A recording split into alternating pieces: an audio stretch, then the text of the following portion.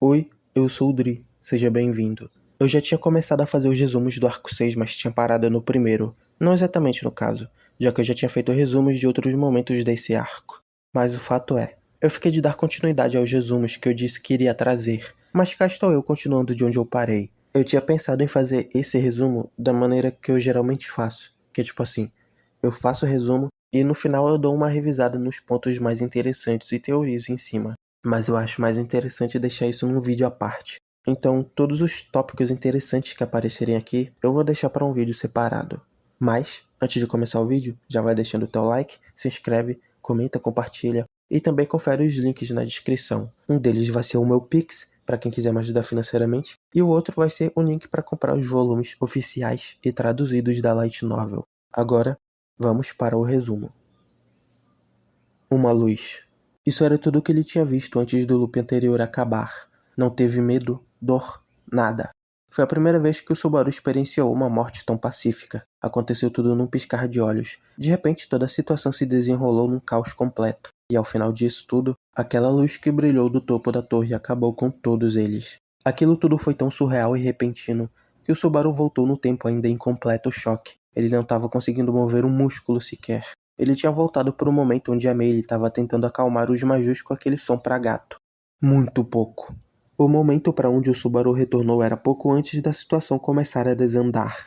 Como eu disse, o Subaru estava muito em choque. A morte foi tão rápida que ele não percebeu que morreu. Só depois de alguns segundos ele entendeu o que rolou. Porém, o momento era muito ruim. Eles estavam cercados por demônios e por causa da tensão na situação, o Julius não tinha percebido o desespero que o seu dragão de terra estava sentindo.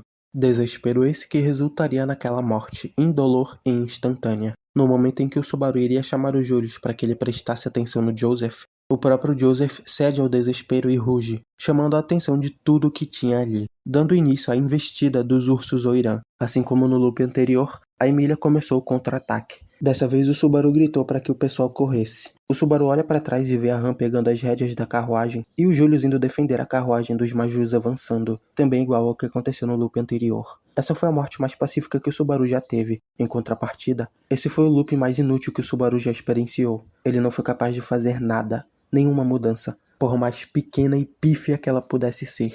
Nada. Um desperdício.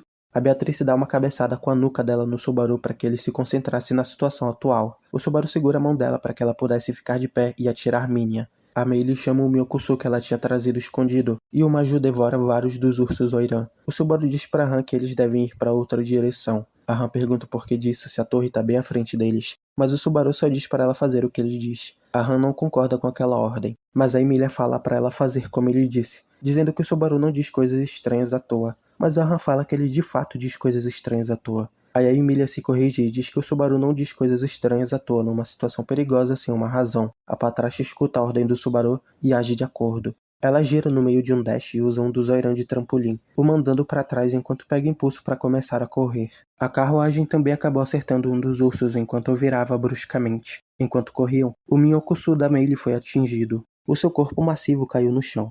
A onda de choque que isso gerou fez o Subaru voar em outra direção. Quando ele parou de rolar pelo chão, ele percebeu que perto dele só tinha a Beatrice. Para piorar ainda mais a situação, na sua visão periférica, ele podia enxergar um brilho emanar da torre. Isso o causou arrepios por todo o corpo. Aquilo havia sido disparado. Aquela luz percorria todo o deserto, e enquanto estraçalhava os Majus que estavam no caminho, ia em direção ao Subaru.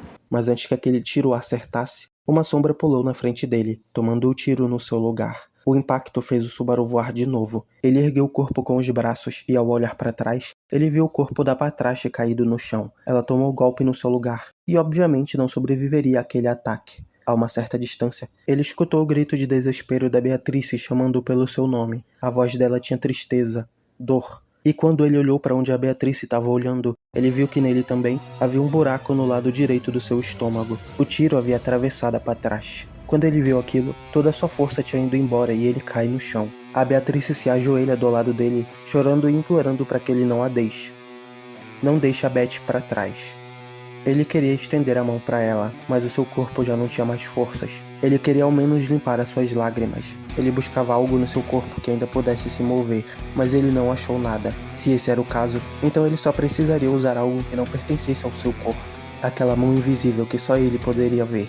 Foi o que ele usou para enxugar as lágrimas daquela garotinha, e ao longe, ele podia ver outra luz indo em direção a eles. Antes que a Beatrice pudesse dizer o seu nome uma última vez, ela também foi acertada pela luz. O tiro atravessou ela e perfurou o peito do Subaru, e sem desviar a atenção dela, num piscar de olhos, o corpo daquela garotinha que significava o mundo para Natsuki Subaru desapareceu, como se nunca tivesse existido. E enquanto a sua própria vida chegava ao fim, no seu último suspiro, ele pôde ver aquela luz brilhando de novo. De volta no tempo, o Subaru queria até mesmo se elogiar por não ter gritado logo após voltar. Ele decide deixar a angústia dos seus últimos momentos e visão de ver a Beatrice desaparecer de lado. O Subaru abraça a Beatrice por trás enquanto diz que a ama, e então, providência invisível.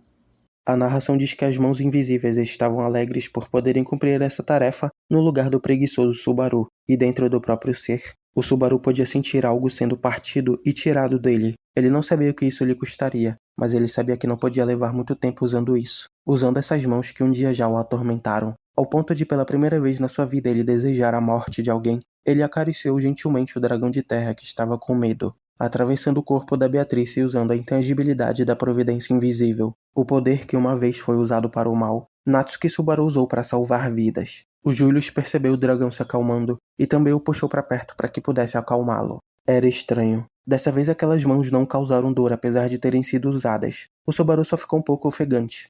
Bom, assim que a Meili retirou os ursos oirão do caminho, o Subaru procurou por um lugar que não tinha outros Majus, e quando o Julius olhou para ele, o Subaru mandou que eles recuassem um pouco. Agora, num lugar seguro na medida do possível, o grupo discute os seus próximos passos. A Han pergunta se a Meili consegue remover todos os Majus do caminho. A Meili diz que não, já que a quantidade de Majus excede a centena. E pelo que o Julius viu, deve ter mais de 10.000 Majus ali. E isso tudo só de urso oirã. A Han pergunta se a Meili poderia retirar só os ursos que estavam bem no caminho que eles precisariam passar. A Meili diz que isso é possível, antes que a reunião acabasse. O Subaru pergunta se mais alguém viu a luz que emanou da torre. O pessoal começou a pensar que o sábio talvez só tivesse acendido uma luz. A conversa começou a ir na direção errada. Isso era um problema, já que o Subaru não poderia falar tanto sobre loops passados sem que o tabu fosse acionado. Mas a Han faz a conversa voltar para ele, o perguntando o que ele achava daquela luz. O Subaru diz que a achou perigosa. No mínimo, não era nada amigável. A Han pergunta se ele tinha alguma evidência disso além de instinto. E ele diz que não. Para a qual a Han responde com um simples "entendo, isso é um problema". O Subaru fica até surpreso, já que geral concordou com o que a Han disse. O Subaru pergunta se eles não acharam aquilo que ele disse suspeito, já que foi só instinto. Mas todos eles disseram que se fosse só instinto, sim. O negócio é que era o instinto do Subaru. Ele tinha passado por várias coisas e enfrentado vários monstros. Existia um tipo de instinto que só essas pessoas poderiam desenvolver.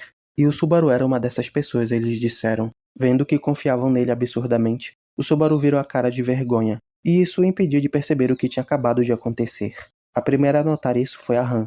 Ela chama o Subaru com uma expressão ultra séria. Quando o Subaru olha para a direção onde a Han estava olhando, ele vê, no meio do seu peito, uma luz vermelha apontando na sua direção. Um único pensamento passou pela sua cabeça quando ele viu aquilo. Mira laser. No instante que ele pensou isso, todos que estavam na carruagem junto dele se moveram o mais rápido que podiam, porque naquele momento, um tiro contendo uma velocidade e precisão assustadora estava indo na direção do Subaru. Antes que fosse atingido, a Emília produziu um escudo de gelo para proteger ele. Mas a única coisa que aquele escudo foi capaz de fazer foi interceptar o tiro por um segundo. Logo depois, o Julius atinge um golpe de espada com toda a força. O tiro cai no chão, expelindo uma fumaça branca nas areias. Pela primeira vez o Subaru não foi atingido e ele enfim pôde ver o que era aquele tiro. Era uma agulha. Naquela noite, a luz daquela agulha era muito forte. Mas assim que ela desapareceu, a Han avisa o Subaru que outro estava vindo. A Emília prepara 6 barreiras de gelo que foram capazes de fazer a segunda agulha ficar mais devagar para que o Julius pudesse acertá-la também. EMT.